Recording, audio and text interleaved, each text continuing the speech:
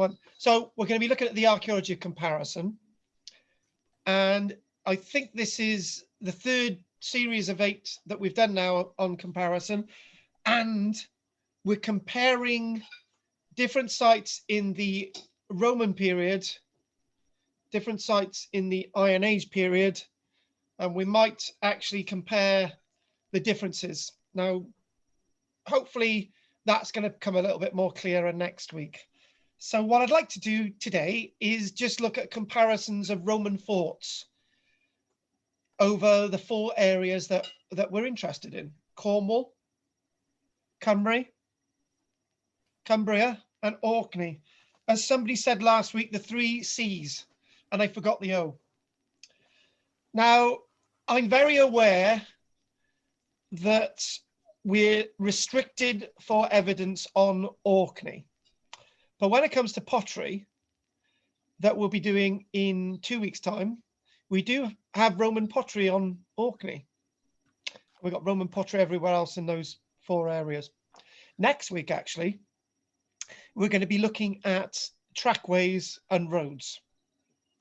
So we have got some new discoveries of roads in Cornwall. We've got Roman roads in Cumbria, as I think we looked at last week, actually. And we've got Roman roads in Cymru, but no Roman roads on Orkney. So that's going to be a bit of a problem next week, but I'm sure I can cobble something together. Now, we're going to be looking at 7 sites today. 7.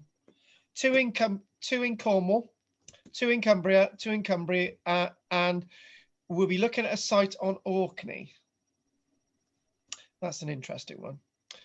So the first site that we're going to be looking at today is the site at Hard Knot. Now, if anyone has ever been to this site, as somebody described it to me recently, it's a Roman fort really in the middle of nowhere, completely in the middle of nowhere. Now, I've been to Hard Knot Fort twice, and there's some nice remains there. There's some nice remains there if you want to compare it with sites in Cymru.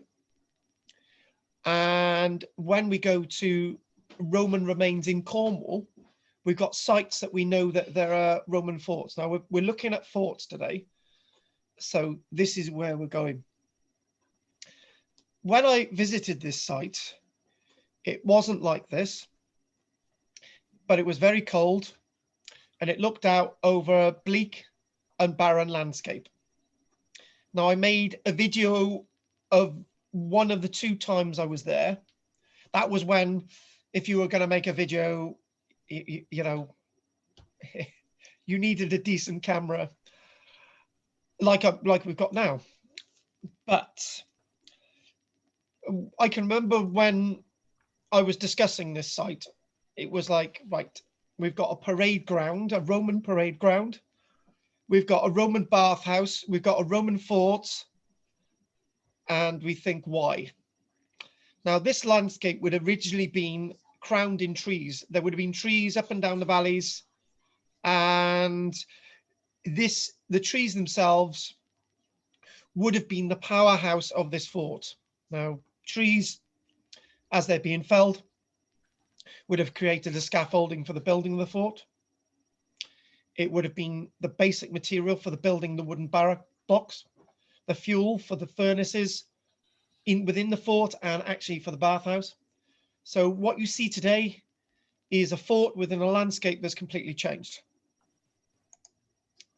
And there it is.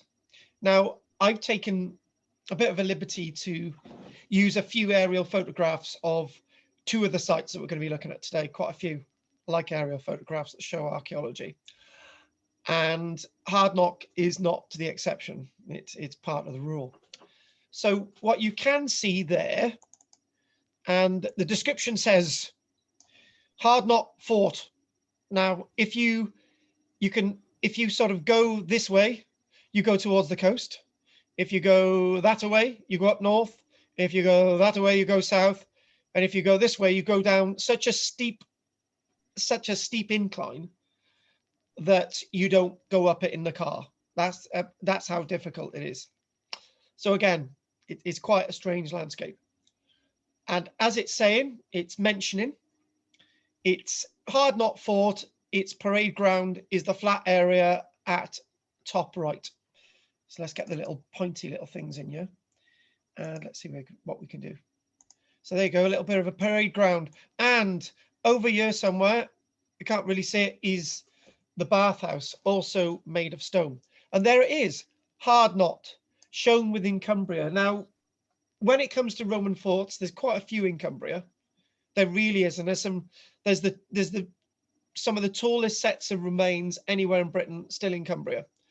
And when we look at the site of Ravenglass, so, and it's very near Hadrian's Wall. In fact, part of Hadrian's Wall actually goes through the county of Cumbria. So I would like to look at another image. Oh, it just takes your breath away, doesn't it? Do you know what? If I had this type of image when I was a child, I would have looked at it over and over again. And it is that type of image. And there was probably lots of other buildings around the landscape as well. Now, we do know lots of things about this site, and I don't want to go into massive amounts of detail, but it was excavated over 100 years ago. That's the Principia. That's the main, that there is the main HQ of the site. And what we have some granaries, and we have relatively a stone-based barrack block building, or another storage building, depending on which way you look at it. You can't see them now, but dotted in amongst you are the barrack buildings. And actually, and there's the parade ground. You're just thinking, why do they need a bloody parade ground in the middle of nowhere? Well, temperature would have been different, but let's not overanalyze this. But this would have been a landscape crowned in trees. And when the trees are gone from this landscape, they never, ever return. This is exactly what we did with our wonderful land of Cymru. So if I look at my little bits and notes here, and bingo.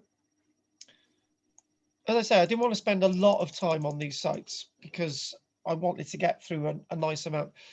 Hard Knot Roman fort known as Medio Bogdum. Medio Bogdum. I think if you take the middle word there, bog, it's definitely in that type of landscapey type landscape. Now, the fort itself was really of age.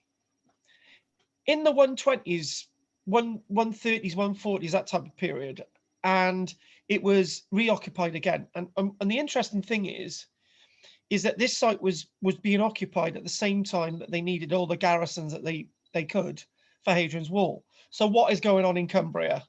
To be honest with you, I lived in Cumbria. I couldn't work out what was going on in Cumbria either. The military detachment living here, or based here, same word really, was actually a cohort, the cohort for Dalmatarum, which is basically the Dalmatian cohort from, you've got it, modern day Croatia. And they kept buggering off, and they kept coming back. So it's a really strange one. This it's like lots of other Roman forts in Britain, where they would build the fort and they would garrison it, and they would just bugger off and leave it, and then they would come back a few years later. And I was just thinking of that, and I thought, wouldn't that, if people had reoccupied the fort, what happened to them? And you're thinking, well, I'm sure there would be no native living up here, and I don't think they would have bothered with this site anyway. So the location and name, this site itself is 800 feet above sea level, is quite close to the height of the 100 feet above sea level where you looked at the Roman road of High Street. Now, which was the unusual thing we looked at last week in Cumbria as well, remember, 100 feet. And this is classed as the highest positioned Roman fort in the whole of the province of Britannia. And there's another fort which is at Whiteley Castle, which is fairly high up as well. And Whiteley Castle argue that that's actually the highest fort, but you know, the ruins have been commonly known in recent times as Hard Knot Fort or Hard Knot Castle, but identified from the Ravenna cosmography as a Medio Bogodum. So in other words, the Ravenna cosmography was written in the latter years of the Roman world, and they recorded lots of the Roman forts. And it's got road links with the Roman fort at Galava, Ambleside, which we have a little brief look at, and Ravenglass as well, the very important site of Ravenglass, which has some of the tallest sets of Roman remains still standing in Britain. Amazingly enough, in the middle of Cumbria, that's where it is along the coast, actually, Ravenglass. And there's a road leading there to Glan-Norventa. And if I can just correct myself, when I mentioned about Whiteley Castle, it's saying actually my notes that Whiteley Castle is over 1,000 feet high, and this fort is 800 feet high. So you're thinking, well, 1,000 feet to 800, maybe this is the second highest locality, but they're basically definitely up there. So a few other things just mentioning as well, classical history. So we see this site, we know that there were about 500 infantry soldiers based here, probably with a few cavalry. So 500 infantry soldiers based here. Why they're there, is it because of mining? They're certainly not there to try and subjugate the local people, because it's a bit of a crap spot to put a fort if you're trying to subjugate the local people and they're going to be elsewhere. Now, the fort, the wall itself around the whole, the wall itself is on average 1.7 meters thick. So it's a fairly thick wall, and the length itself is 114 meters in length, and its width itself is 105 meters. So it's sort of semi-typical playing card Roman fort type of site. It's got 4 gates, and some of those gates basically go nowhere. And it's got a bathhouse basically outside the Roman fort. And this bathhouse outside the Roman fort itself is placed there so it reduced the fire risk to those inside the Roman fort. Now, here's another weird fact. It's got my words here, and it's difficult to look at these words and sort of and try to understand them. But it's saying here that the parade ground, the leveled parade ground, just a level area, is the finest, one of the finest Roman parade grounds left anywhere in the world. It's just a flat area that the soldiers paraded. So I don't know if that's much to look at. But anyway, they excavated this extensively in the 20s and 1930s. And if we look at the images, there's a few other interesting little facets about it as well. You can see these great internal turrets, and can you see it's like wrapped? It's wrapped on the hill. It's sort of it takes in the contour, and it sort of moves around. And what you can see is the stone on the outside that is undoubtedly collapsed off the wall. But is that due to, in fact, some restoration of the wall? And again, it looks very, very bleak. And that there is, as I've already said, the granary. Lots of these forts had granaries. Obviously, grain is going to be key to your position. So there you go. This is our wonderful sudatorium. Basically, the best they could put together as a bathhouse. And there's the road. And if you go down this road, the incline is very steep, and then it goes down and down and down, go down a valley down here. And could you imagine putting a Roman road like this? It's just like, God, it would be hellish. And that just goes down a drop. So Roman forts had gateways, even if they were going nowhere, because that's what they did. They had to have 4 gateways, even if the gateway. What we do find is on Hadrian's Wall, we find some of the forts with gateways that drop down a massive precipice.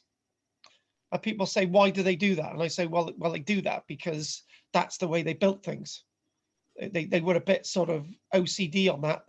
Everything had to be the way it was meant to be. And every one of these that we used to have would have needed a principia in the middle, and the granary, which you can see in the forefront there. I really do like this site. It's an intriguing set of remains. The bathhouse. I remember going in there, and it's quite a small building, but 500 men. They would have taken shifts on using this bathhouse, and it gives you an indication as well that there would have been a civilian settlement here as well, known as a vicus, which would be typical with lots of Roman forts, that you would have had a vicus, a civilian settlement around it. And again, this is one of those distorted images, an opaque images, and not taken directly from above, so it looks a bit more regular and so on. But you can clearly see the bathhouse there. You can see the plunge pool of the bathhouse. And I can imagine that this would have definitely just been either tepidarium or a coldarium, and rather than just a frigidarium and a full thing, because it would get very cold up there, and I'm sure you don't want to plunge into a cold bath, for example. But what do I know? So again, I wanted to. The whole point of this is to do a little bit of comparison. So we're going to go on to that comparison in a short while. But again, these great walls standing, again, you need to go to the site to experience the site.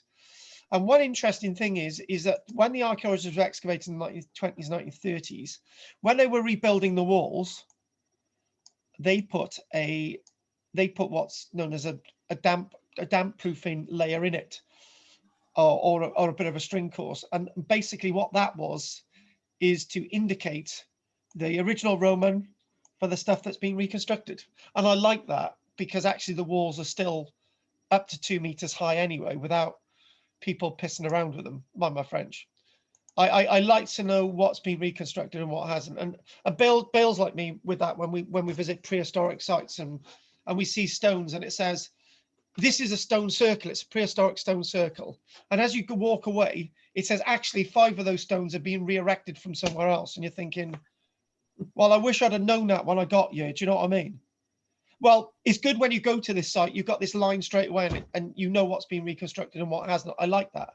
There is that sort of damp proof course, they call it. It's actually a slate layer, and it's obviously undoubtedly protected the rest of the wall. Now, these are very jagged Roman stones. These are not the typical types of Roman stones that I would usually want to come across. But they do create a good surface, and they do create something that's lasted a long time. What do I know? So to sort of compare the gravity, and I actually really wanted Pete with us today, but he's not, which is a bit of a shame. Up until about, well, actually, up until the last decade and a half, we only knew of one Roman fort in Cornwall. And it was a location known as Nan Stallen. And there it is in front of you, Nan Stallen in front of you, there it is. But we've since found another Roman fort in Cornwall. Now, we were going to visit it on our Cornish Devon trip, but we just couldn't get there. And I'm glad we didn't, because we wouldn't have been allowed into the church ground, because churchyards, they're not letting people into churchyards now. Apparently something to do with the government rule. So it would have been a bit of a waste. And apparently that's where you could have worked out the Roman remains at this other site that we're going to visit. But we weren't going to be visiting this one. This is Nan Stallen. And Nan Stallen, Roman fort dating to probably the 50s, 60s, 70s years AD. So that's a bit different from the date that we've just seen, the one at Hard Knot, which dates from the 120s, 130s, something like that. Now, this little bit of a Roman fort was extensively excavated by Eileen Fox. Now, the name Eileen Fox might be familiar to some of you guys, because Eileen Fox is noted for a great deal of archaeological work across South Wales. It's a name which is very familiar. So this was being excavated in the late 1960s, early 1970s, and also by the late Professor W. Ravenhill, Bill Ravenhill. What a wonderful name! And we've got basically, by the time the Romans had conquered from Exeter all the way through to, say, Lincoln, which would have been by about 47, 50 odd years AD, they started making inroads into Danomium, Cornwall, and by about 55, 60 years AD, they started building forts there. Now, we've got evidence of 2, and Bill will tell you as well. We went to a lecture and Cambron, and one of the presenters said that we've got Roman remains of a fort that's been discovered, which was near Cranbourne as well. So lots of Roman evidence is being found across Cornwall now. So when we do next week and we look at Roman roads, that'll be rather interesting as well, because I got a new bit of evidence there. So that should be good. Oh, hang on. No. Good. We won't go to the other one yet, because what I've got a bit of an article I'd like to read out, which should be just give you a bit of information.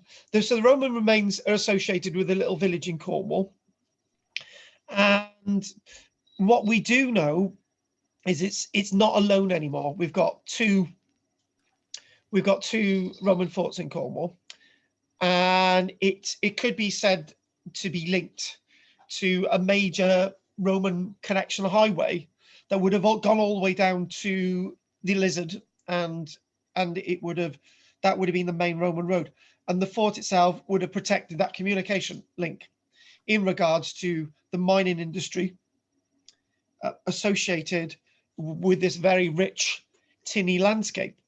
But the other bit of evidence that they've actually found is, strangely enough, with the second fort that was discovered in 2007. When we look at that, it mentions iron extraction. So the Romans were in Cornwall not just for tin; they were in Cornwall for iron, which is something new on me. That's interesting though. Nan Stallion was probably a forward operating base and was strategically well placed for a Roman presence to be felt. And in some ways, building Roman forts was to give a presence. However, the Roman legion at Exeter was withdrawn in AD 75, and with no Roman town west of Isca dum Nonorum, which is the Roman name for Exeter for the Dumnonian people of Cornwall, it said that the Roman rule in Cornwall was nominal, but that's not the way it's coming out now. It looks like there was more of a substantial presence in Cornwall with all the new finds, for example. And it might actually, I'm going to take a note of this, it might actually be wise to look at a couple of villas as well in the new year maybe, and try and get some information about that Roman villa near Cranbourne, actually. So I got a little bit of an article here, and I'm going to show you this. Just make sure it's the one I want. Here's the one I want. Oh, that's it. I want to just double checking something and get that there and there. Right. Now this would be rather interesting. So I'm gonna show this to you guys, and if I can do a bit of a new screen share there, and Roman fort found in Cornwall rewrites history. So this is linked to the other one that was found in 2007, which we're going to do in a little bit more detail, is the Roman fort that was found at KARL-JAMES, and that's towards the border between Devon and Cornwall. So Roman fort found in Cornwall rewrites history. Coins, pottery, and slag have been found at the secret location. We now know it's at KARL-JAMES. A Roman fort which has been discovered in Cornwall is challenging previously historic views about the southwest. Pottery and pieces of slag, iron, have been found at the undisclosed location near St. Austell, suggesting an ironworks. Experts said the discovery challenges previous thinking about the region's history, as it had been thought Romans did not settle much beyond Exeter. So it's challenging those ideas. It's a crucial find, as it says. The archaeologist, Mr. Smith, for Roman Britain, it's an important and quite crucial discovery because it tells us a lot about Roman occupation in the southwest that was hitherto completely unexpected. The other Roman sites we know about in Cornwall have occupation in the 50s, 60s years AD, and that fits in with what we know about Exeter. In finding glass at KARL-JAMES, pottery, and other artifacts, it's saying the occupation is much longer, going all the way into the 250s and so on. So it wasn't just the Romans going into Cornwall and coming out. There's a lot more to it, which turns the whole thing on its head. It certainly means a rewrite of history, and it goes on to talk about the pottery. Following the discovery of the artifacts, a geophysical survey of the site was conducted, which uncovered a fort, marching camp, and various annexes. So quite a substantial site at KARL-JAMES, and which is probably on par with Nan Stalon. Now, I did see an image about Nan Stalon, but I wasn't exactly sure it was actually that site. But if the image was right, there was substantial remains that was excavated at Nan Stalon by Eileen Fox. So they're waiting for new techniques to come along, and we'll talk about that in a short while. So if we can move on a little bit more and go back to where we were, I think, hang on a minute, oh, there we go, good. So the next site I want to, now you should be screen sharing you should be seeing the word Nan Stalon. Is that right again, Pat? Right. Yep. Good. Now, Orkney. Here we go. Romans in Orkney. I'm looking at Michelle saying, yes, they were in Orkney. They were. We saw evidence of it. And so we're going to look at this now. Now, I was dissuaded on doing a master's degree on the archaeology of Orkney, and we went into doing access analysis, and we brought the Romans in there somewhere, and I never ever completed what I wanted to do with Orkney. And there's a lot of substantial Roman evidence in Orkney in regards to pottery and potential sites, but nothing in regards to a fort. But mind you, if there were Roman sites in Orkney, you would presume that there would have been a fort. Now, the University of Bradford, and that's a coin that they found in 2017. The University of Bradford have been thrilled by the discovery of a Roman coin during the excavation of an archaeological site in Orkney. Basically excavating at the Knowe of Swandrow on the island of Rousey, a site which has got a lot of prehistoric evidence being found across it. The archaeological site is at risk from coastal erosion. The Swandrow site. Now, I did a whole lecture on the Swandrow site. Basically, it was an Iron Age site that showed signs of earlier evidence, plus also showed signs of Pictish evidence and Viking evidence. Swandrow, mark my words, the island of Rousey. And interesting enough, they've actually found a Roman coin there. The University of the Highlands and Islands and University of Bradford are among universities assisting with the archaeological work. The coin is believed to date from the 300s. Other finds from that site have been dated to about the 100s and the 300s. Amazing Roman evidence on Rousey. The bust on the coin is clearly visible, although much of the lettering isn't at present clear. The reverse contains a standing figure, possibly representing the emperor, with what might be an image of victory at the side. This type of coin is similar to issues dating to the mid-300s. Roman finds have been made before on Orkney and other Scottish islands, including the Western Isles. Just 7 other Roman coins have previously been found on the Isles. But 7, actually, I think a lot more has actually been found at the site of Micehow. Not, no, Minehow. Yes, I get mice and Minehow. Minehow is the one where there's just a strange, weird hole in the ground, other than Micehow, which is a Neolithic chamber. Anyway, a Roman broch and pieces of pottery have also been discovered in the past.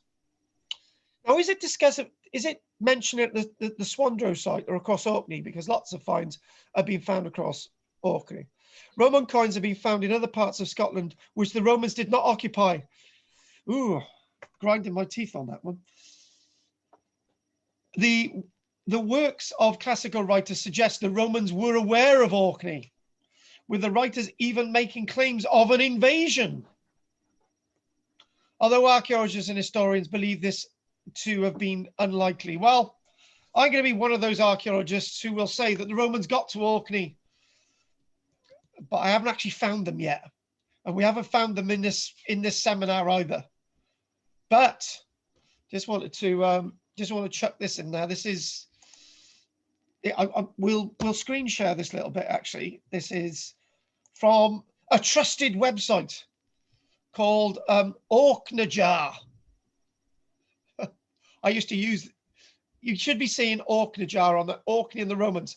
Despite several early historical accounts, the Roman Empire never made it as far north as Orkney in any great numbers. Well, if there was 100 Roman legionaries, there you go.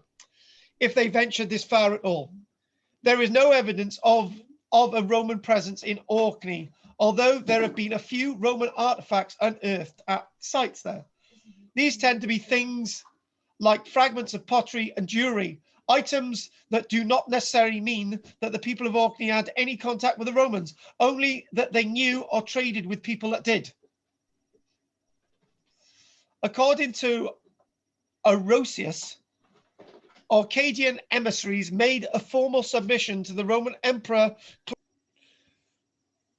Okay, are we all back there? Now, that's probably why I wanted to start earlier tonight, because I knew after 8 you start to get problems. But we will carry on. Hang on a minute. Let's just, are we screen sharing? No, we're not. Let's just get back with the screen sharing. Let's get back with bingo. Oh, I was showing you that one now. Here we go. A bit more information. So where were we? Basically, that sense of diplomacy. The same is probably the case when we read that Agricola, the Roman general, subdued the islands in AD 84. And here we go. Archaeologist Andrew Fitzpatrick concentrated on the shards of Roman amphora found at the Broch of Gurnus, an amphora of a style that has become obsolete by AD 60. Roman goods of these dates were rare further south in Scotland, which would imply that sometime before Agricola invaded Scotland, the Orcadian inhabitants of Gurnus had links and access to Roman goods. Another thing down here, the Roman practice of establishing puppet kingdoms along its expanding frontier could be related to the Claudius and Agricola reference. Did the Roman invaders form some kind of alliance with certain powerful families in Orkney that benefited them both? It is certainly possible. So we're not missing, and also there's a field on Orkney called Agricola's Field. And this little interesting thing here in Latin, in the 46th year from the incarnation of our Lord, Claudius was the second of the Romans to invade Britain, and a great part of the island surrendered to him. And he added the Isles of Orkney, the Isles of the Picts, to the Roman Empire, and from there he returned to Rome. Now that's the Orkney bit. So what I'd like to do now, I would like to, again, that's the coin. It may look like a little coin, but tell you what, If this was found in Alaska, this would be amazing. So it's amazing found on Orkney. So just a little bit of a plan. The areas that you do get Roman evidence on Orkney, the island of Rousey. We've got Roman evidence at Minehow. We've also got Roman evidence at the Broch of Gurnus. We also find in weird little islands like Shepensay, we've got evidence, and nothing that I'm aware of on Hoy. But there's other finds of Roman artifacts on the mainland of Orkney as well. So look this up, rather interesting, and that fills in a little bit more of the picture. So let's see where we're going. Ooh, sexy. This is the wonderful site known to some of us as Segontium. Now, Bill shirked out of going on the North Wales trip, and he's regretted it ever since. He could have visited this site with us. He could have visited Brynchelly Ddu and Bachlodiad de Garis. He could have visited the Roman fort at Holyhead, but he decided not to come with us. You went on that one, didn't you, Pat? I did. See, Pat, you were a good girl on that one. So I love this site. That was great. I did love it, and we broke in as well. If you remember, it was officially closed. It's our first stop, I think. Yeah, it was our first stop. I liked this site as well. It was like, there was a little style, and we just all went down here and we just like looked at these. And I gave a little talk and I showed people the gatehouse. And long story short, I took everybody over here and there was a beautiful stretch of Roman wall. I love that stretch of Roman wall. Do you remember that? Do you? Where are you? A wonderful stretch of Roman wall. And then we've got gateways here. The one thing that we didn't actually visit was the bathhouse because the road was a bit busy and we needed to get away from there. And here is a strong room. And the interesting thing about this site is that it was used as an important Roman military site all the way into the 400s. It was probably one of the last remaining fully commissioned Roman forts in Britain, way into the 400s. It would have had a full garrison. Very near, there's a harbour. Wonderful site. Wonderful. Loved it. We did. Yeah, I agree with you. It was really nice site. Go on. There were pillars and various statue bits of in front of that little white house there on the right hand side. Yes, they were. Yeah, the museum. All sorts. Yeah. Yeah, there was bits of pillar. You are right. Thank you for that. There was bits of pillar. There was bits of other masonry. Yeah, it was really good. It makes you wonder what's actually in the museum, to be honest with you. They were all along here, bits of pillar. Yeah, you are right. Thanks for mentioning that. And the other thing as well. Go on. I have pictures of it all. Yes, I think. Yeah, well, yeah, we need to look at those pictures with you. Yeah, I'll email them to you. Email them to me. Yeah, that'd be great. That'd be great. But this site itself, we know it's a permanent site because what we do have is stone-built barrack houses. These are stone-built barrack houses. This is why this site was permanent. This is the area of the Principia, basically the main storage area. And I hasten to add that this is like a little bit of a courtyarded area as well. Probably this is the commandant's house. That's where the commandant would live, here. And actually this is the Principia, which is where you've got the strong room. That's where the money is actually kept, down in that little spot there. So what I'm going to do is I'm going to rub them off the screen now, and I'm just going. I just want to know the name of this site. What is the name of this site again? Segontium. How do you spell that? S-E. Oh, hang on. I got Pam asking as well. No, well, Pam, that's where I saw it on the chart. All right, let's spell it out. Let's get the right spelling in there. I know I'm going to make a mistake. S-E-G. O-N-T-I-U-M. So S-E-G-O-N-T-I-U-M. Segontium. Good. That's Saguntium. And we'll just have a quick look at a few images. I've And got it's outside what town? What town is it near? It's outside. It's outside. Oh God, I can't get my words out. It's outside Carnarvon. All right. It's outside Carnarvon. Let's have a little look at a few more images. Again, it's a Roman fort with a modern road going through it. So there it is, actually. I think it was Ellen putting it up to it. Ellen was shouting at the screen saying, I want to know where this site is. Tell me. There it is. It's up there. No, I put that in a bit late. So this is a little bit of a gateway, and it's looking to actually towards a fairly modern boundary, which is made out of stones from the fort. Now, what we do have this, if I can get the orientation right, north is that way, if you can see an arrow, because up here is Carnarvon Castle, and there's Harbridge or something in the distance. That's what we're looking at. So if we move on a little bit more, that's the strong room. Now, lots of these forts had strong rooms, semi-subterranean strong rooms, and these were there to keep the money safe. And we have a similar one at the Roman site at Ambleside as well, which we'll also visit. I really love this aerial view. Do you know what? I could have spent a lot more time looking around this site. I really did, but I think we needed to get somewhere else before it got dark. I think we got to one of the burial chambers in the dark, actually. But it was a really important site. As I say, it's from that period in the hundreds, going all the way into the 400s. It's one of two Roman forts in Cymru that is operational throughout the entire Roman period. The other one being Cardiff. Cillian at that point had completely fallen apart. I don't know if you've seen some of our promotional stuff, but this is actually an image that we actually use on our website. Yeah, I've seen it. Yeah, I love this image because I love this bit of wall.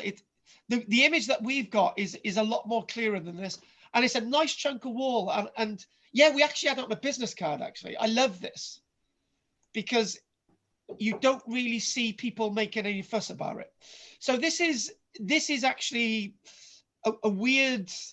I think this is one of the internal bathhouses within the fort, because what you can see is a hypercore system, which I will just quickly show you. These here are actually, this is a hypercore system here. Because what happens, there's a furnace, and the heat flows underneath a suspended floor, and then it goes up through box tiles in the wall, all through the roof, and that exits. But most of that is actually under the person's garden. But it's good to see we've got a little bit of that. On that moment, we just decided that we were Romaned out. We were completely Romaned out at that stage because it was a really nice site. Again, moving on. Again, I told you I put more aerial views in than I probably needed, but it's so surprising that we've got these Roman sites out there and very few people have visited them.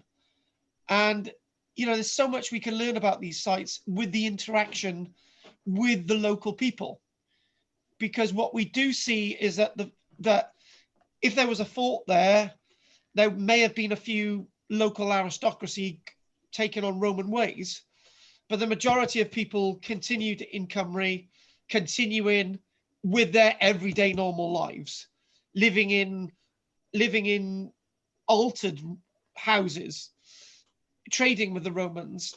But in some areas there wasn't a major change. This is looking at the Principia.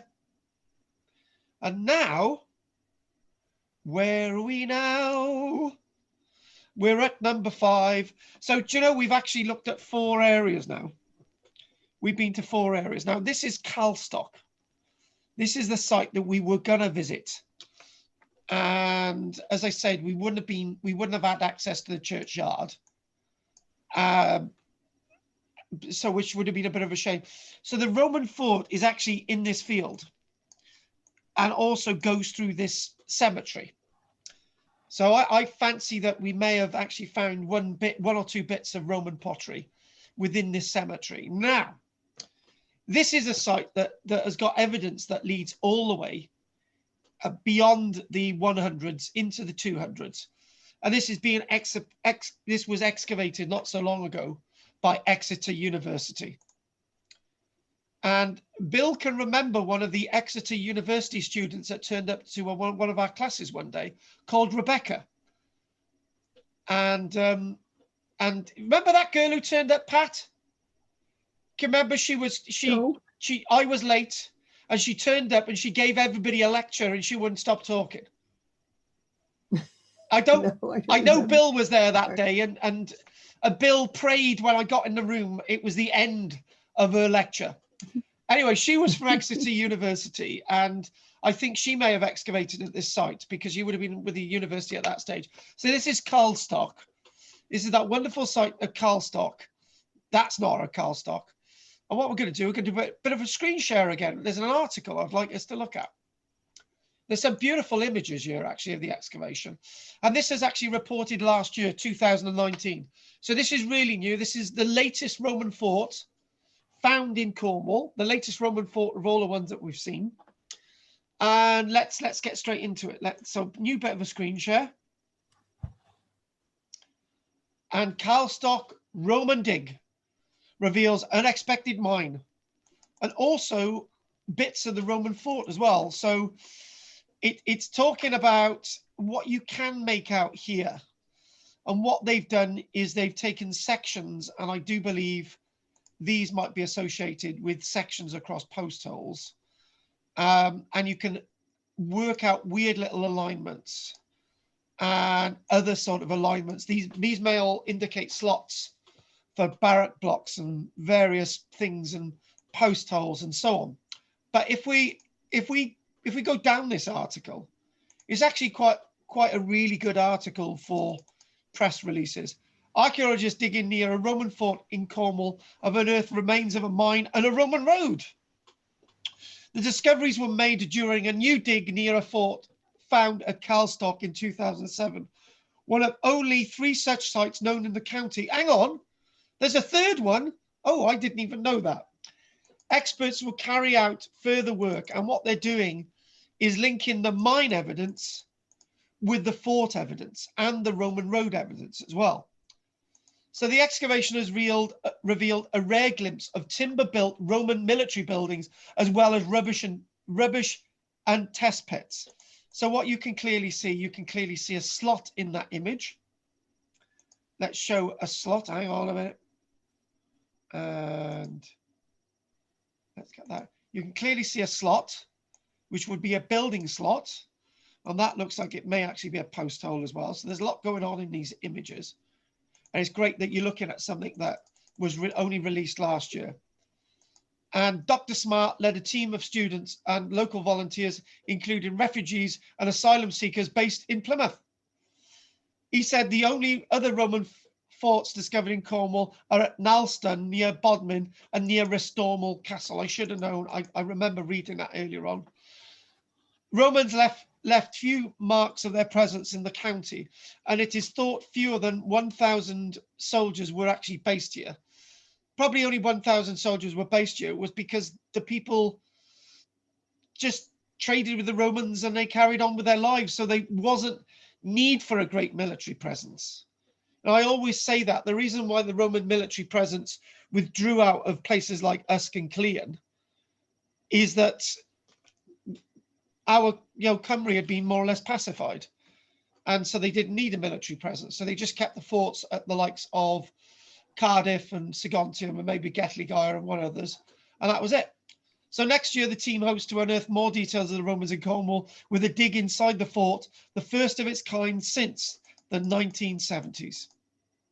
So the line of the Roman road, you can see it is talking about part of the surface of the Roman road as they've been excavated across it. And they've got further plans to actually excavate there and other work associated with the mining. So what I'm going to do now is I'm going to, we haven't got long now, so I'm going to go back to where I was. There's Carlstock again. And the next site we're going to look at is Ambleside. Now, I've not been to the Carlstock site. I've not been to the Nalston site, but I've been to Hardmott. And I've obviously been to the Segontium site, and I've been to the Ambleside site as well. And I've been to most of the sites that we've mentioned in Orkney as well. This is actually a strong room at the site of Ambleside, the Roman fort at Ambleside. Now, where is Ambleside? Let's, oh God. Oh, I don't have a plan showing you where Ambleside is, unfortunately. But I will say it's basically central, a little bit towards the left on the main road going to Carlisle and the Scottish border from Preston. So that gives you an idea where it is. So it's Ambleside, and it's a wonderful holiday resort as well. So, and there's a great lake there, and they do a great chips and battered haggis, vegetarian haggis, if I may say so. But it was underbaked when I had it, but never mind. So what we're going to do, I'm going to tell you a little bit about this site. Again, a really nice little site. So Ambleside Roman Fort is the modern name given to the site. And the original name was thought to be Galava, mentioned in the Antonine itinerary. And it dates from the late noughties into the 100s. And is a very important Roman fort. And it guarded a Roman road. So we'll look at, when we look at Roman roads next week, remember that, because lots of these forts are associated with Roman roads, and some Iron Age sites are associated with their trackways as well. So we'll try and glean a little bit of that next week with the Iron Age as well. The native peoples of this country within Britain whilst the Romans were here. Oh, actually, if I'll quickly show you this before we leave this. I can show you exactly where this is. And the remains of the fort are situated upon a sand and gravel platform near the Great Lake. And the fort is bordered to the south and west by a marsh, so it would have been quite protected. So the site history, somewhere in the 80s, we know that the fort was excavated all the way up to more or less about AD 400. So there must have been quite a massive civilian settlement there. Excavations of the towers indicate that it was destroyed once or twice in the 100s and the 200s. And basically it was destroyed because the Roman military no longer needed the site. It was being excavated in 1913 and by the archaeologist Collingwood. Now, I've mentioned Collingwood already. And Collingwood was the archaeologist that I said excavated at our site in Cornwall at Nanstallen. I've just got to must push that off a minute. Good. At Nanstallen. So Collingwood, lots of these same archaeologist names crop up across the landscape, and they found evidence of barracks, the internal buildings, a settlement outside the fort, you know, and a vicus outside the fort. Lots of wonderful buildings were actually excavated. And it's a site over a good 3 acres. And the buildings that we can actually see, we'll actually show you now, the bits of buildings. And all I can remember was that when I was living in Cumbria, they actually had a little bit of a project to conserve the walls that are now on display at Ambleside. And I always regretted not going out there to be involved in that project. And they found lots of pottery and everything at the site. So there's one thing so we'll look at these images now. So let's sort of screen share again. Right. And bingo. So that's that wonderful sort of subterranean storeroom in the middle of the Principia, which would have been the main center, the HQ for the fort. And that there, if anyone knows their sausages, they will be able to identify that as a granary. So yes, there's a granary on display there. and remains of the vast Principia. And they do have little projects there to restore the tops of the walls every now and again, and the mosses overtake it every now and again. So, and every time that they've done little projects to restore the tops of the walls, everyone always finds bits of pottery and stuff, so which is quite strange. So if you walk down here, you go into a little bit of a forum area. And if you look there, you can actually see the storeroom that we just mentioned, just at the back there. Now, getting very exhausted. I've done, this is my third class today. So at the end, I'm losing my wings. But this site itself is a wonderful site. And why is it a wonderful site? Because this holds some of the secrets, not only to Roman occupation in Cumbria, but some of the early secrets to the princes of our land before our independence was wiped out in 1284. And the reason why this mound itself is an early mound, it's said it was built by the Normans, but this could not have been built by the Normans. This must have been built by some native lord.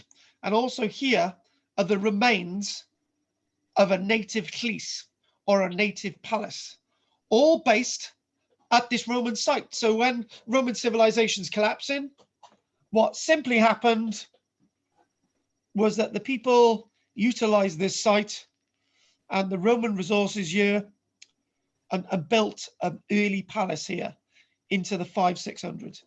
And what you can see, you can see a ditch around the outside and the wall. And over here, they've reconstructed a wall. And down a bit further, there's a bathhouse.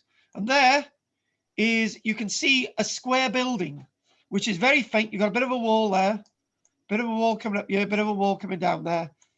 Now, I think that might actually be, rather than a barrack block, because it's sort of semi-central, that might be maybe associated with a granary or something like that. So all the walls within the countryside are actually, the walls themselves are made from the Roman walls. And what I'd like to do is I'd actually like to show you a quick video, if I may, which is a video that I actually made up on site. That's the bathhouse. And there's Tommen y Mur, or Tommen y Mer, M-U-R. Somebody corrected me the other day. They said it was pronounced M-E-E-R. Tommen y Mur. Anyway, so what I'm going to do, I'm going to show you a little bit of a video. I'm not going to put the sound on there, but it's a nice little video to end on, actually. So I'm going to get the little video up a minute. Let's just sort of move in there. And we've got, stop that. Oh, there we go. And bingo. And I will describe what we're seeing. And I'll zoom in on a little bit. So, are you seeing what looks like the start of a video, Pat? Yes. Good. And you know what? I am. We're going to, and what I need to do is actually make sure my sound is off. All right, it's okay. It's fine. It's fine. The sound is off on the video. So let's start. You'll see Michelle and one of my beautiful children in this as well, called Bethan. So 1, 2, 3, go. So we went to this site, and the area that is here is in fact a Roman amphitheatre in a boggy area.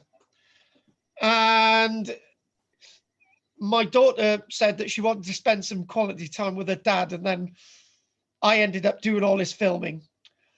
But this is looking, you can't really see the rest of the site because those trees are in the way. But as it sort of moves on, I sort of start walking across the field. Apparently, you start walking across, you walk across a bit of a road, and that's where a gateway would have been, but this is like a modern gateway. And then you sort of look over, and later on there's a cottage being built here, and they've reconstructed a bit of Roman wall. I love it. In the middle of nowhere, you don't hear about this reconstructed Roman wall. There it is. There it is. I'm zooming in on it now. Good. There it is. And it's brilliant seeing this reconstruction in the middle of nowhere. You just think that, I'm sure work schemes just have these ideas. Oh, hang on a minute. Oh, there it is. And you go past the reconstructed wall. There's my daughter, Bethan. And she's standing associated with a bit of the wall. And what we then have is this mound in the middle, which is probably built out of all the rubble from the fort.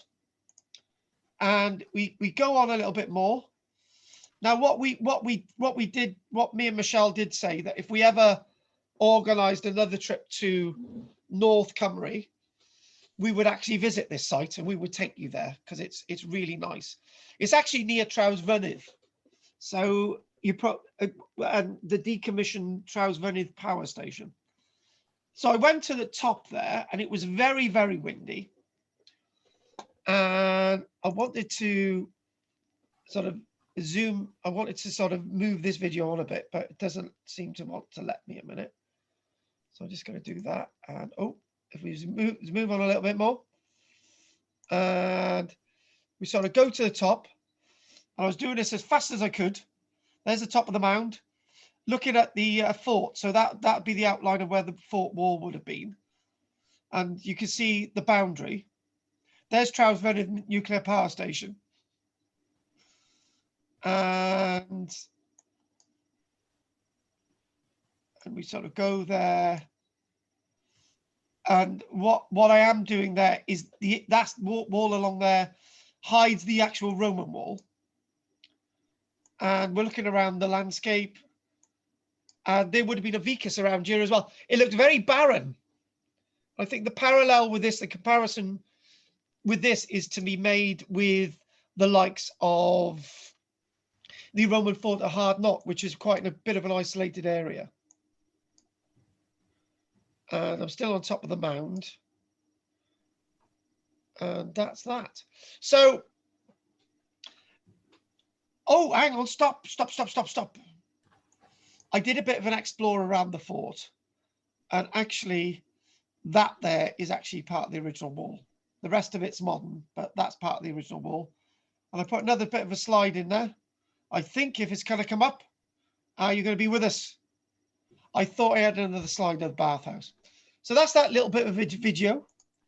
And that's basically it for tonight. So I'm going to stop sharing. Are there any questions? Pam? Bill? Ellen? Ellen's got nothing to say. Don't worry, Ellen. I know you've probably had a busy day and you're tired. So, Pat. No, I've got nothing to say. I shook my head. I know. Pat. When did we go to Saguntum? Whatever. Saguntium. We went to Saguntium in 2016, I think. Right. Maybe 2017.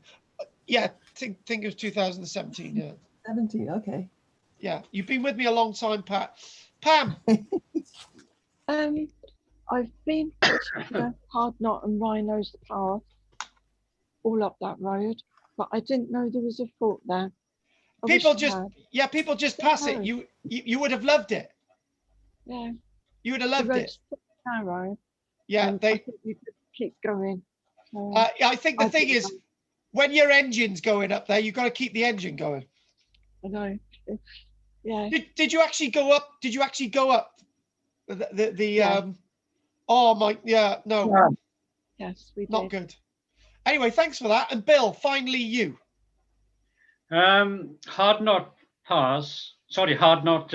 fort. The only reason to build a fort in such a remote location surely has to be as a secure holding area for excavated minerals. So That mining, what yeah. do we know about the geology in that area? Is there any silver there or lead? What other reason could there be?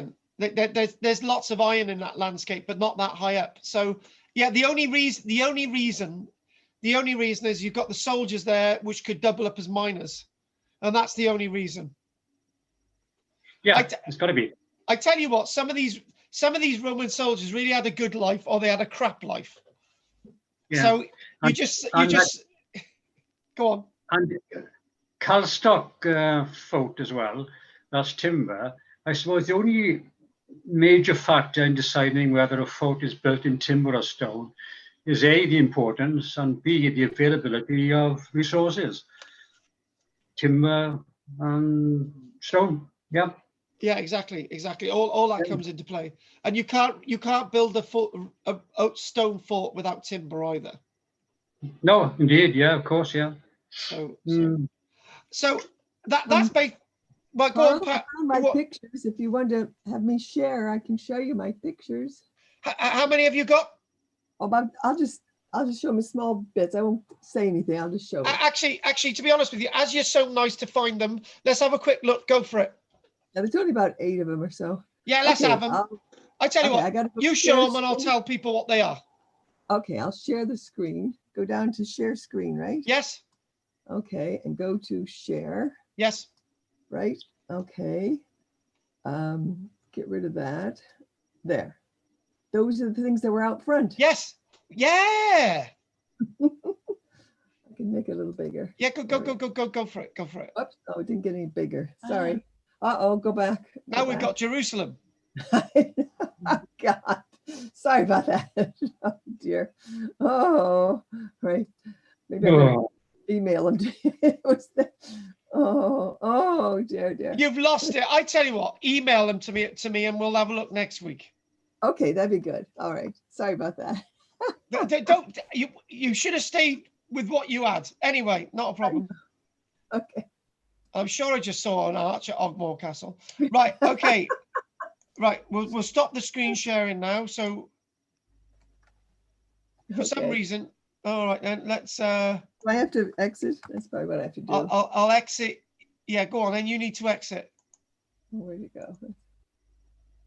What month did we go? You had it, 2017. Oh, here we are. See, it says Saguntium. You got it? There. I'm standing by the well. Yes, there you are. Yes. I'm in the high vis by the well. And there's more of that bathhouse there. Oh, there I am. Yep, there's the well. There I am. That's when I actually afforded a pair of jeans. And give us that image of the wall above, and that'll be enough. Go on, above, up. This one? Yeah, that's the one. Yeah. I love that wall. There and the boys with me, Roger and Peter and me. I love that wall. I don't know. It was like something that we weren't expecting. It was great. I liked it. I tell you what. It spoke to you. It spoke to me. I liked that. I really did. And go on. There, that's it. Excellent. Tell you what, send me those images and I'll use some of them next week. Okay. Yeah. Right, let's stop screaming now. Thanks for that, Pat. You're welcome. Brilliant. I'll stop sharing. Good, done it. Okay, thanks for that. So if there's no questions, next week we're going to be looking at... I got a question. Go on, quick. Yep. We're starting a fresh round next week, Carl, yeah? 7 p.m. You did say something about starting 7 p.m. That's correct, is it? That's correct, yeah. Okay, thank you. And 7 p.m. tomorrow. Have I paid my money? Oh, God. Oh, my God, we're talking about money now. Right, so, all right, then if you guys want to talk about money. So we have Ellen paid up by the looks of it. We've got Pam paid up, Pat paid up. Oh, good. And Peter and Bill, they need to get their shekels over. Recording. Good. Yeah, recording. We won't give any financial details out. Good. Thanks for reminding me. So, okay. Anyway, what we'll do, if there's no more questions, we will do roads and trackways next week. And many thanks for joining me tonight. And if there's nothing else, I will see you soon. Ellen, best of luck with everything. And Pam, best of luck. And Bill, keep safe. And Pat as well. Yeah, night all. And we'll see you tomorrow as well. Take care. Night. Hey, bye-bye. Good night. Night, folks. Interesting. Night. Thank you. Be safe. Good night. Enjoyed it. Andrew. You too. Bye-bye. Night. Nostra. Nasta chi. Diolch yn fawr i chi. See you, Ellen.